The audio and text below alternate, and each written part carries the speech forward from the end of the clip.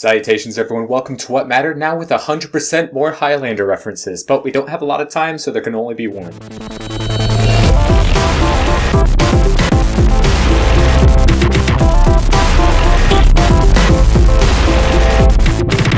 Our first bit of news is a sad bit of news. Netflix is getting another price hike. They're saying for the US right now, this quarter, not really sure when, it's going to be a $1 or $2 price hike, which is should be expected because of the rising costs of their ability to get access to programming. They've been spending a lot of money on getting more shows to be able to stream on Netflix, so this price hike seemed to be inevitable. Plus, with all the competition, with all the other streaming services, it just seems like something that was going to happen sooner rather than later.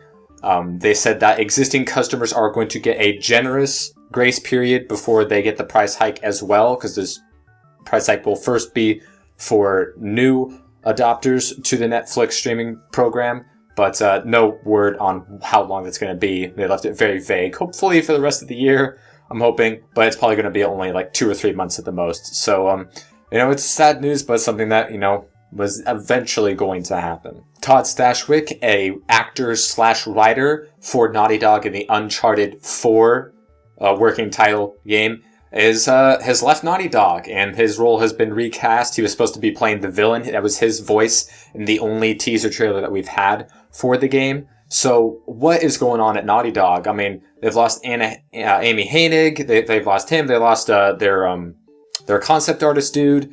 And along with Amy Hennig, Stashwick has gone over to Visceral Games to work on a Star Wars game. So we don't know what is going on over here at Naughty Dog. Everyone seems to be leaving Uncharted. I mean, Nolan North better not follow suit, because it's not an Uncharted game without him. But it's really surprising to see so many people leave such an established developer that, so many people love and has had long-standing relationships with those developers. So this is really weird. I mean, hopefully this is just a mere coincidence and there isn't a reason that people are fleeing the Naughty Dog ship. And hopefully this doesn't affect the development of the next Uncharted game, because that would be the worst case scenario. Dragon Age Inquisition was announced this week, coming out on October 7th. So coming out this year, and it looks really good. BioWare fans everywhere are, really excited. This is going to be the first BioWare game on the current generation of consoles. No word yet on any sort of Mass Effect game that they supposedly are working on. But Dragon Age, there's a little bit of, miscommunication between what gamers wanted and what the developers thought that they wanted with Dragon Age 2. They kind of made it more action-heavy and less strategic, and didn't give us, the gamers, exactly what they wanted, especially the hardcore Dragon Age fans. So hopefully this will alleviate some of those concerns. Right now, the main character seems to be gender neutral. It could be a man, could be a woman. Hopefully you can even not be a human, because that was, a problem that many people had with the previous games. And it looks really good. It looks very, very pretty. It'll be nice to see what BioWare can do on the new systems. And I mean, the quicker they can get this one out there, the quicker they can, give us a new Mass Effect or maybe a new Star Wars game, because it's been forever. I mean, BioWare is just one of those developers that just prints out gold. And it's nice to see that, they have a product lined up for this year. So that's good to see. PlayStation Plus May free games have been announced. You're getting 6 free games, 1 on the PlayStation 4. You're getting Puppeteer for the PlayStation 3, Pro Evolution Soccer 2014. It wouldn't make sense to give out a free sports game if it wasn't the current year. Also on the Vita, you're getting Limbo, and you're getting Skullgirls Encore for the PlayStation 3. All of them, generally very well received in the review area. So, I mean, once again, PlayStation Plus just knocking it out of the ballpark. 6 free games, including support for the current generation. So, things just looking nothing but up for old PlayStation Plus members. The supposed writers for the unproduced Deadpool movie have another script that they're working on, Watch Dogs, the Ubisoft game that comes out just next month. So we'll be able to see what kind of story we should be expecting from a so-called movie. I mean, Ubisoft has licensed out Assassin's Creed and Splinter Cell games to be made, and we haven't seen a lot from those projects yet. But Watch Dogs looks to be a really good long-standing franchise. That's what Ubisoft is launching it to supposedly be. So it's no surprise that they sold off the rights to a movie. And with some people who know what they're doing, they did Zombieland, which was a good movie, and G.I. Joe Retaliation, which I didn't see it, but it's terrible. It's a terrible movie.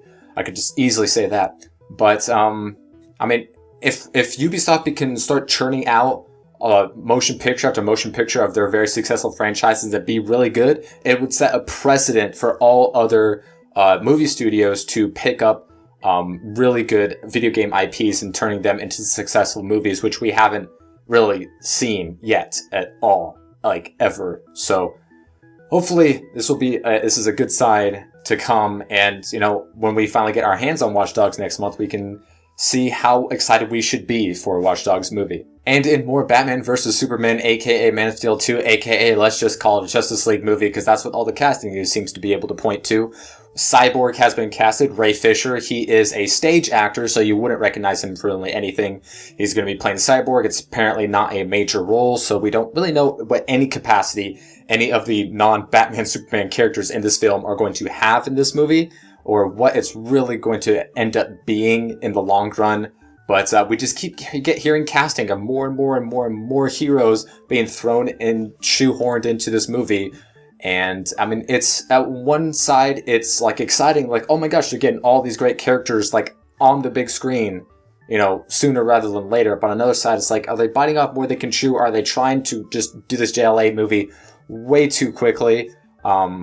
There's definitely good ways to do this, but until we can actually get a teaser or some sort of idea about what this movie is going to be about. And I mean, until then, we really have nothing to do but just speculate, and that really never gets us anywhere. Anyways, thank you guys for watching. That's all I have for you guys today. Every single Saturday, one of these episodes is going to pop on your subscriber feed. So if you want that to be a reality, hit the button. All the links to the stories that I mentioned will be in the description below. And I hope to see you guys next time.